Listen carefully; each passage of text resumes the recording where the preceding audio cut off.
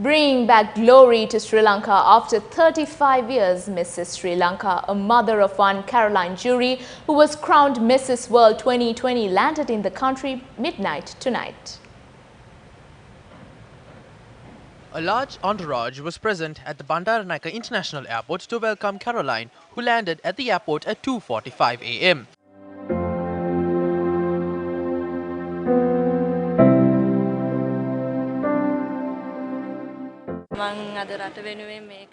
I am extremely happy that I was able to bring this crown back to Sri Lanka after 35 years. Thank you so much. I am extremely happy.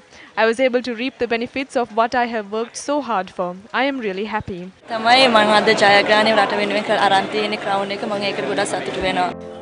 At about 7 this morning, Caroline departed the airport to Colombo amidst warm wishes extended to her by the crowds gathered on either side of the road.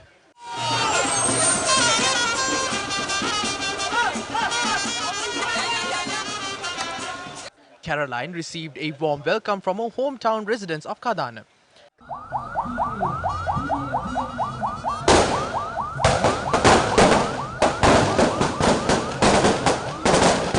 She was gracefully welcomed when she arrived in Colombo, and thereafter she joined a media briefing. I did not have anyone. No one was there to support me when I carried the national flag in the United States. I will tell you one thing. I could not get any support because I was new to the industry.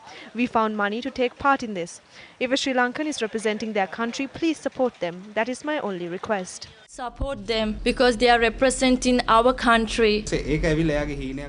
It was her dream to take part in some pageant.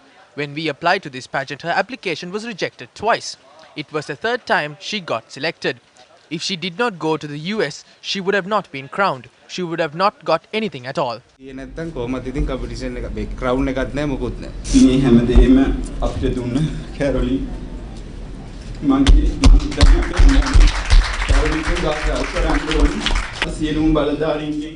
We should respect Caroline a lot. I request all the authorities and from this government to help our industry. There are ample people who can win the world. So please help us create more people like Caroline in the future. One significant fact behind Caroline's achievement was that she was crowned Mrs. World after 35 years, following Mrs. Rosie Senanaika's victory back in 1984.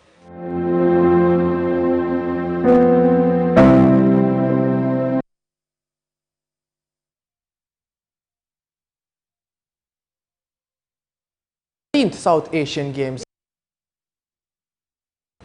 The 13th South Asian Games held in Kathmandu, Nepal concluded today. Sri Lanka was able to stand out, competing head-to-head with major countries in the region with 40 gold medals, 82 silver medals and 128 bronze medals with a total medal tally of 250.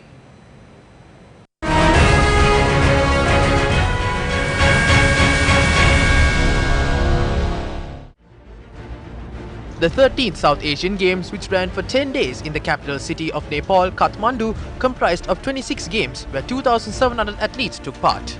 India took highest honours, leading the medal tally with 172 gold medals. Host Nepal ended up in second place with 51 gold medals. Sri Lanka! Sri Lanka was placed third with 40 gold medals and a total medal tally of 251.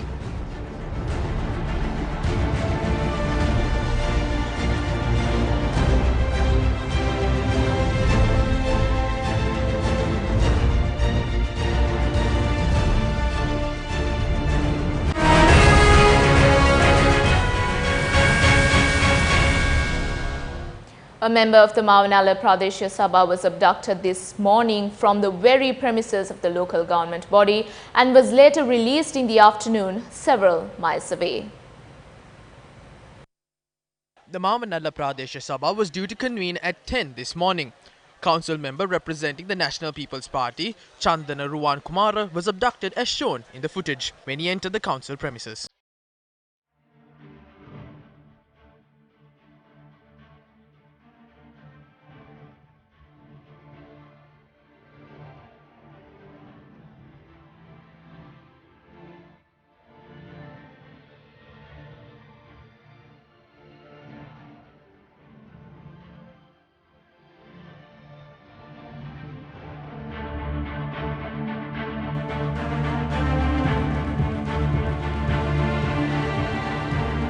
Subsequently, at 12 noon today, the Pradesh Sabha member was released in the Himbula area in Mavanalla. The council members then lodged a complaint to the police in this regard. They said they wanted to see my family house. They held me at gunpoint and threatened me.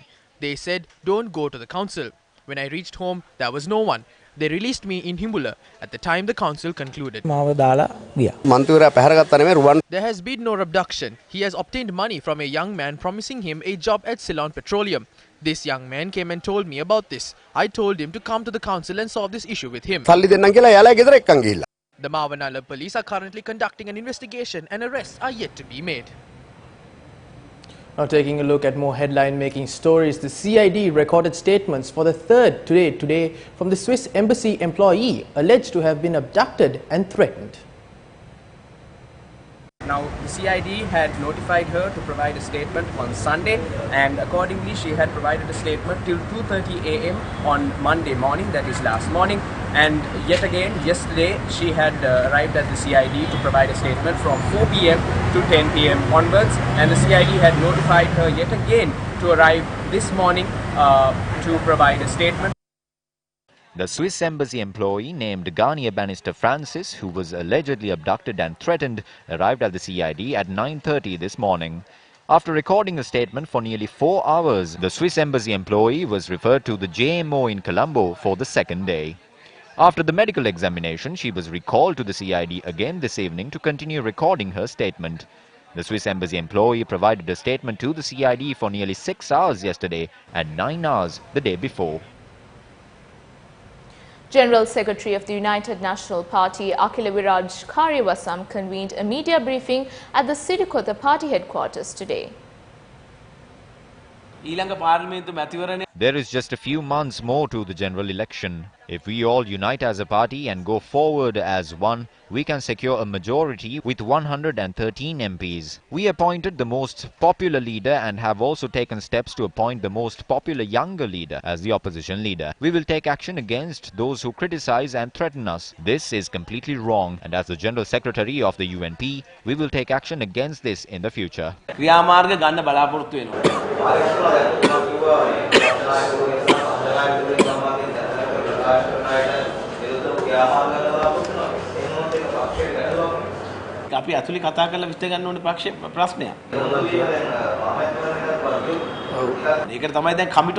The committee was appointed for this purpose. The committee represents all factions. All opinions will be considered via this committee and we will reach a decision democratically.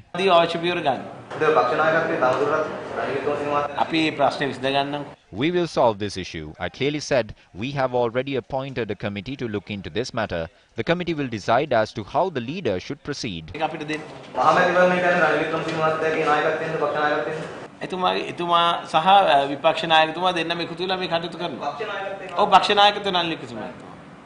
දැන් රනිල් වික්‍රමසිංහ මහත්තයා 113 ගැන කතා කරන එක අපි කියන්න ඕනේ නෑ. අන්න එයා කතා කරපු We don't need to even speak about how Ranil Wickremesinghe is going to obtain a majority of 113. The youth have commented under Ranil Wickremesinghe's post, explaining exactly how he plans to do that.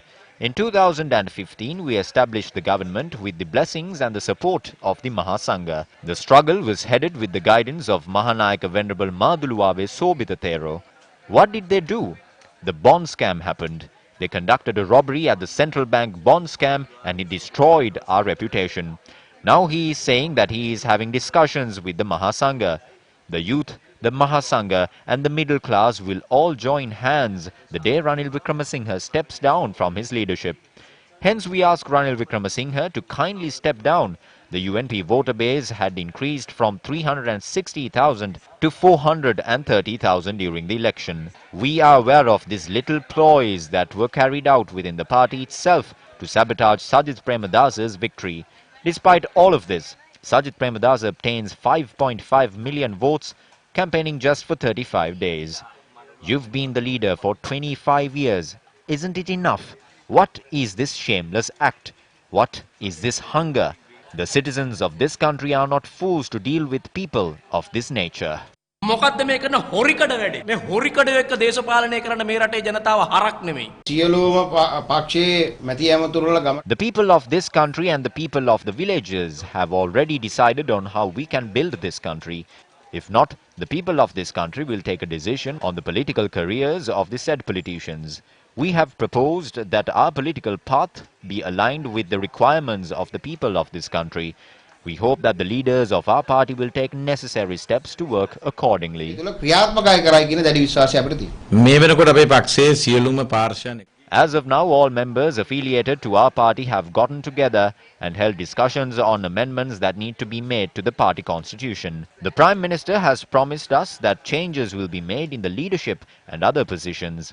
Accordingly, we have ample time before the general elections. At the end of this month, we hope that a big change will be made.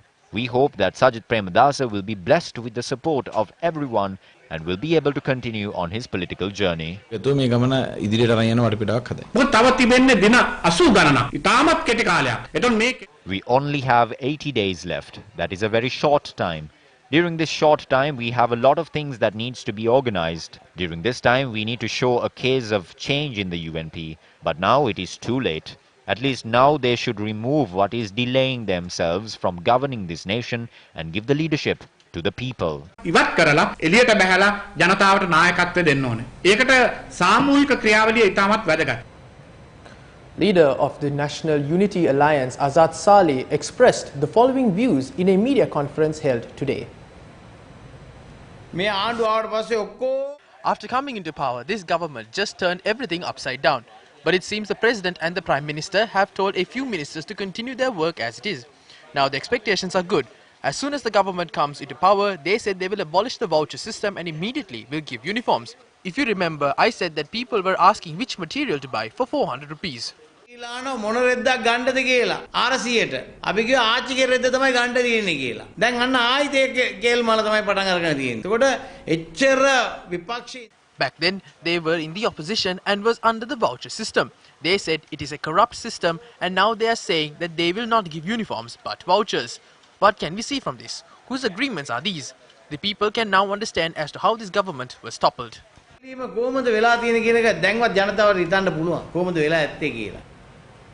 one of your headline-making stories this evening, the US Embassy in Sri Lanka says there is no specific date or deadline for the MCC grant agreement to be signed. In response to an email from Newsfirst, Benjamin J. Bowman, the Assistant Information Officer of the US Embassy in Colombo, said the matter of the MCC is in the hands of the government of Sri Lanka.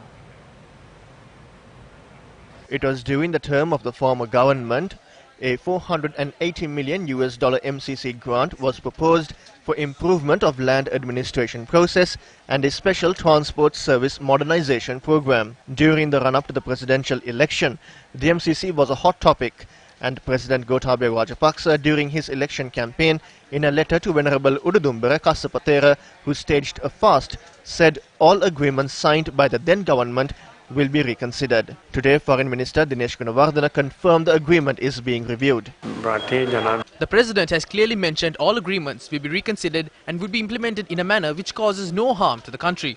This is not the only agreement. There are many others. We are working on them. There is no reason to panic.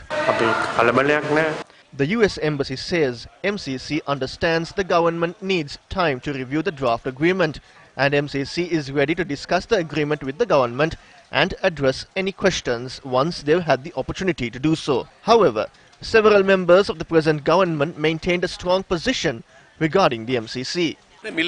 Our government does not hope to sign the Millennium Challenge Corporation under any circumstance. We have already succeeded in that issue. Americans know that they can't play games with Gotabaya, so the ministers got together and approved the MCC agreement last Tuesday, which allows America to rob 12% of Sri Lankan land. What we have to tell America is that this government is nothing but a corpse. Only 14 days are left. Stop discussing matters with a corpse and start discussing with us, the future government. But following the elections, his stance seems to have toned down. 70% of grants are allocated for the transportation project. Only 30% is allocated for the land reforms. Therefore, we are of the stance that we have no objection to the transportation project. We are not hypocrites or stupid to oppose everything that comes from America. We request the government to refrain from engaging in such cheap and third-class lies. No one has seen the MCC agreement. We urge them not to sign the MCC and to withdraw from foreign agreements that have already been signed, such as the AXA agreement. Uday Gamampilla, who said he will dump the MCC compact in the dustbin, now says all actions of the USA are not detrimental. He now says all agreements cannot be dumped into the garbage and they must be utilized. That is how it all starts. It's been 3 weeks so far. After this government came into power, they toppled everything. In a few more days, chances are high that the MCC will go up to 90, 95 or 100%. We also question the government as to whether they will sign the compact. We would also like to question the government, will you give up on the relationship we have with other countries within the US? Or will you go forward while strengthening these relationships?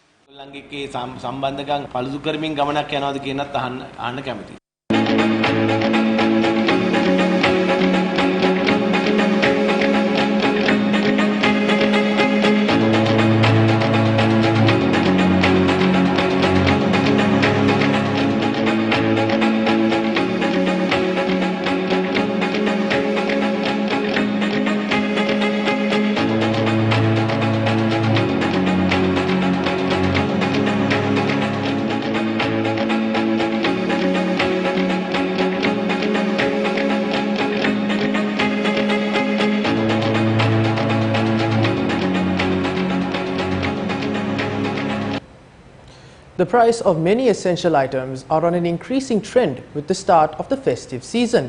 Due to the incessant rain and adverse weather conditions, the harvest of the Maha season is affected. Paddy cultivation of the Maha season commenced 3 weeks ago. However, with the heavy downpour, several paddy lands were inundated with water. We sowed our paddy fields twice, and both times our lands were inundated with water and everything was devastated. There are 42 agrarian unions here. Due to the rains, nearly 1,500 acres of paddy land have been destroyed. Against such a backdrop, the price of rice in the local market have increased. According to central bank data, by the 1st of November, a kilo of samba rice increased to 115 rupees from a previous 95 rupees. As of now, there is more than 1.5 million metric tons of paddy in the country. Nearly 1.3 million metric tons are held by the owners of the mills. A kilo of rice comes to the market at 42 rupees. The maximum price is 84 rupees per kilogram. But now, the kilo is more than 110 rupees. This is a mafia. The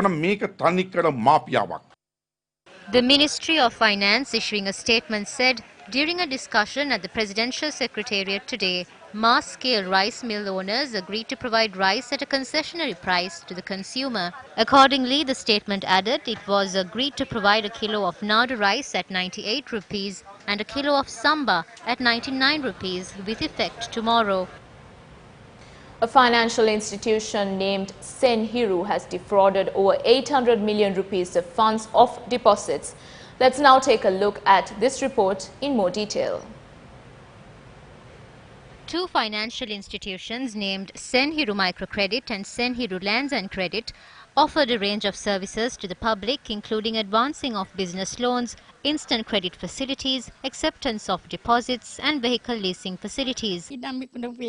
I deposited all my savings and my children's savings in this company because we knew the owners and they were from the same village. It's hard to live like this. I now depend on my children as I have sold everything I had.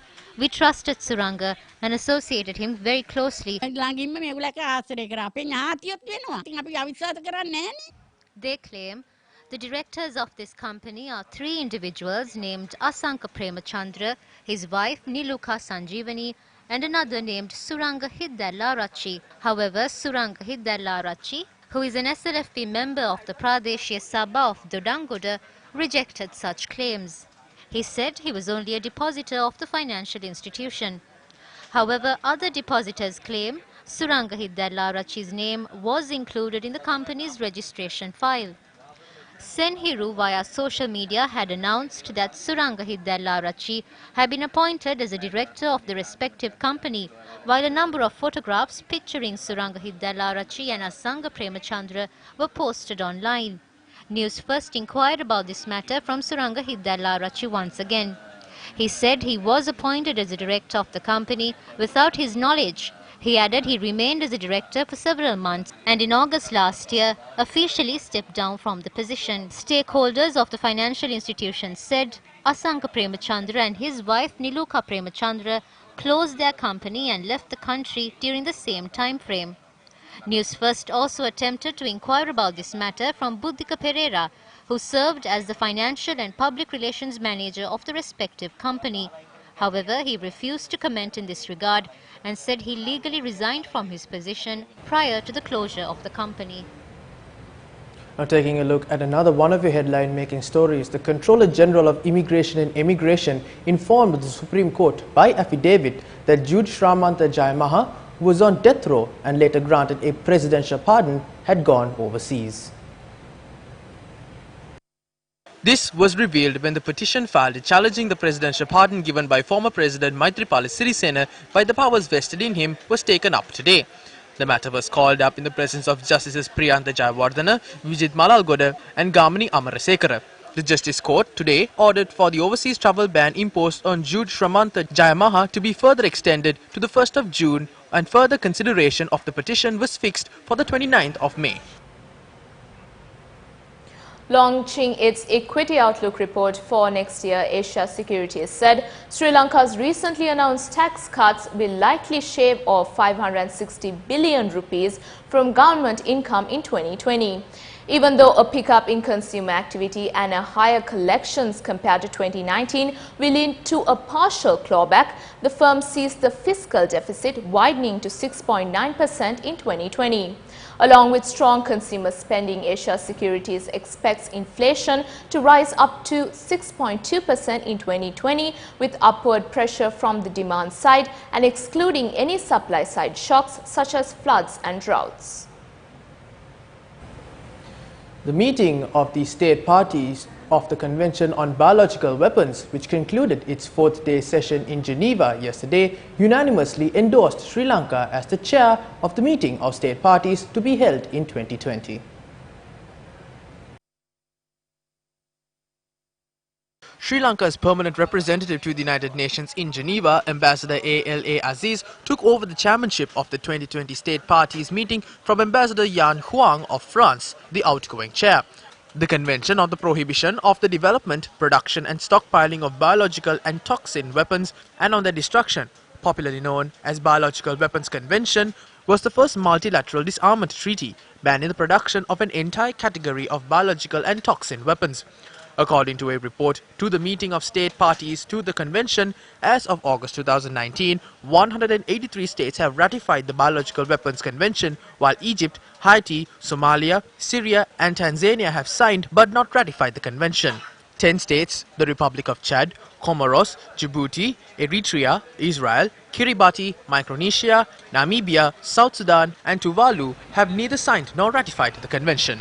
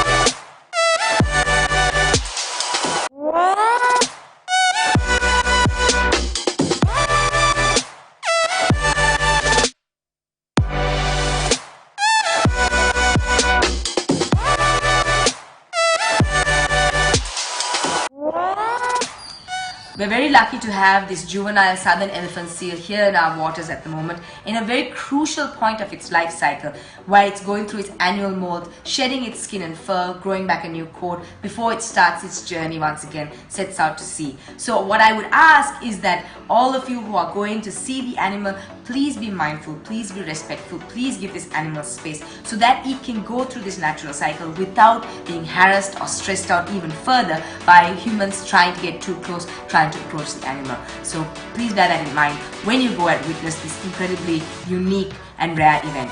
Thank you.